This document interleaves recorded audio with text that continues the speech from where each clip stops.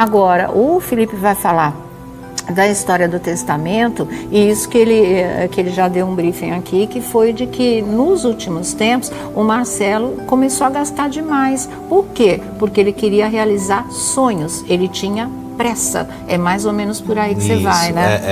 É isso mesmo. E isso fez o quê? Apavorou os filhos. A briga começou um se degladiar com o outro. Você já quer que eu conte agora? Não.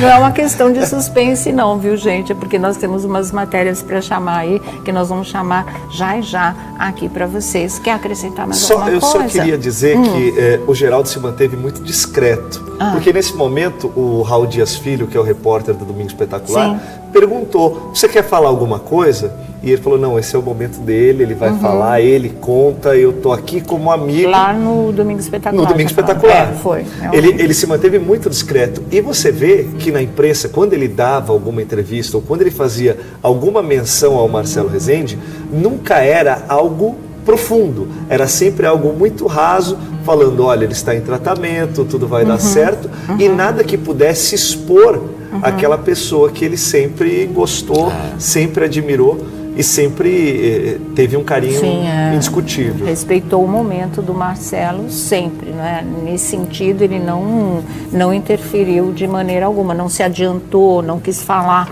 pelo Marcelo de maneira nenhuma. Bom, vamos falar então essa história do que ele vinha fazendo nos últimos tempos financeiramente, Felipe. Então, depois você fala do testamento.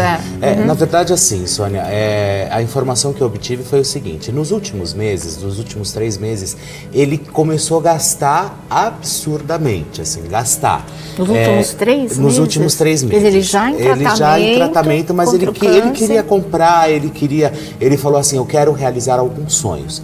E um desses sonhos foi uma Lamborghini que ele comprou, zero, no valor de com valor de mais de 400 mil reais. E uma Mercedes também de última geração, assim, ele comprou 2 carros. A Mercedes, não sabe quanto? A Mercedes, essa é a última aí também, tá mais ou menos nesse valor aí, valor de 350 a 400 mil. Eu nunca consigo imaginar. Quase R$1 milhão em carro. Em dois carros, mas era sonho dele. Era sonho, ele falou, eu quero comprar, eu vou comprar. Foi lá e comprou. Tanto que a primeira vez que ele foi fazer a segunda vez que eles foram lá para o interior de São Paulo, que inclusive a Lu está no carro, eles estão dirigindo a Lamborghini, que ele quis ir com a Lamborghini, entendi. né? Além disso também, ele comprou alguns imóveis, né? Deixou a casa dele no Tamboré, que vale 14 milhões. 14 milhões aquela casa. Era dele mesmo, não era alugada mesmo. 14 milhões. Peraí, o diretor está falando uma coisa, que uma Lamborghini zero custa quanto? 1,5 milhão. E a Mercedes? Pergunta para Elias, quanto? Esse também entende tudo de carro, tudo. Mas uma média, vamos partir da Mercedes cima, mais simples também, mais ou menos na casa.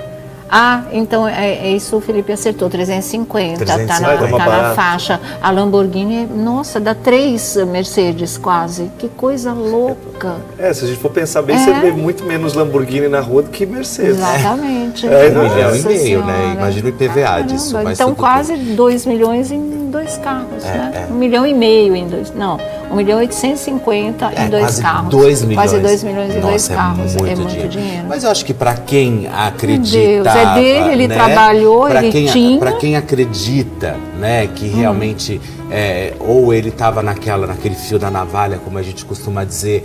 Então acho que nada mais justo, ele sempre trabalhou, há 40 anos trabalhando, não acho mais do que justo verdadeiramente ele comprar. Não foi nenhum filho que deu isso para ele, né? É lógico. Então, foi do próprio talento, do próprio trabalho. A casa vale 14 milhões, que é uma casa lindíssima que tem no Tamboré 2, né?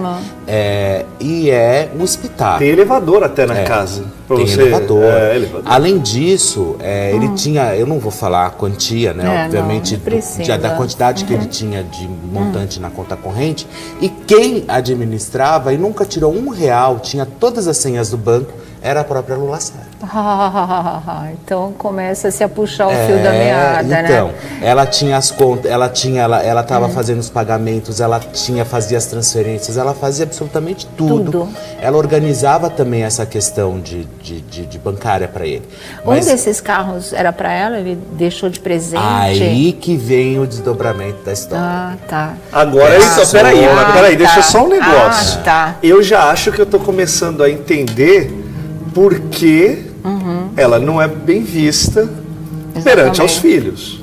Porque é aí que a coisa ganhar um presente de mais de R$500 milhão de R$1,5 milhão, porque se for a Lamborghini que ele deu para ela... Então, se for outra, 350. Nesse documento... Não, é o que a gente está falando aqui, o dinheiro é dele, ele faz o que quiser. Nesse documento que estão comentando dentro da própria Rede Record, que alguns advogados, enfim, já foram colocados para transitar sobre isso, os 2 carros irão para Lula Lacerda. Os dois carros? Mas por quê? Os 2 estavam no nome dela? Não, porque ele achou que ele deveria deixar. Isso está no testamento, você já está falando do testamento, então conta inteiro para gente. E aí é isso, eu acho que é obviamente que as histórias vão para a família, lógico, os bens, enfim, mas esse documento consta que os 2 carros irão para Lula Lacerda. O restante não, o restante vão para os filhos, enfim e tal. Mas os carros ele vai deixar para Lula Lacerda. Gente, olha, são 5 filhos, que fosse só a casa, daria 3 milhões, quase 3 milhões para cada um. Fora o dinheiro do banco. Sim, com certeza. Fora alguns imóveis que ele comprou fora de São Paulo. Então, assim... No Rio, né? No Rio. Ele não tinha muitos imóveis, ele tinha imóveis caros e bons, tá certo. Né? Então, assim, não era um cara que era para uso, não era para negócio. Isso. E agora eles vão, ele vai deixar. Então, assim, isso pode dar uma reviravolta. Agora, eu acho muito justo também, né? De acordo com toda a situação, se a moça, ela participou, ela foi cuidadosa, estava gerindo a vida dele. Estava gerindo a vida dele, tinha acesso à conta bancária, fazia as movimentações que eram necessárias, foi para Miami, comprou as medicações, tentou trazer um aparelho. Ela foi fazer lá mesmo, medicação e o equipamento que ele precisaria. Para tentar salvar a vida do Marcelo, era porque ela era bancária, ela trabalhava em banco. E aí ela deixou o banco e foi morar em Miami. Ficou em Miami e que parece que foi aí que eles se conheceram. Eles não se conheceram nem aqui no Brasil, eles se conheceram em Miami. E agora a situação da Lu é uma situação tá difícil. Por quê? Porque enquanto ela esteve, durante todo esse período da terça-feira até o falecimento do Marcelo, quem custeou todas as histórias foi o próprio Geraldo Luiz, que bancou alimentação, hospedagem para ela, mandou ela de volta, pagou a passagem, e enfim. Botou ela no avião e ela, particularmente, ela ficou sem nada, porque ela estava desempregada, ela estava cuidando do Marcelo justamente para poder tentar salvá-lo, enfim. E eles pretendiam casar. Eles pretendiam, né? Isso todo mundo sabia, né? Era da vontade do Marcelo. Ele sempre deixou isso muito claro. Já tinha comentado isso no Record várias vezes, nos bastidores, né, Felipe? E assim, vamos também falar. O Marcelo Rezende, nos últimos tempos, era um dos apresentadores mais bem pagos da TV brasileira. Até porque... Da TV Record, né? Olha, da TV brasileira, porque a cifra dele é acima de R$300 mil. Então, poucos apresentadores, eles têm um salário equiparado a esse valor.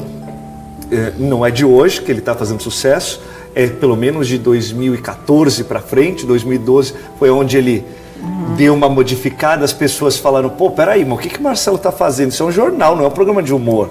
E aí ele acabou arrebentando. Não é? Ele foi descobrindo, foi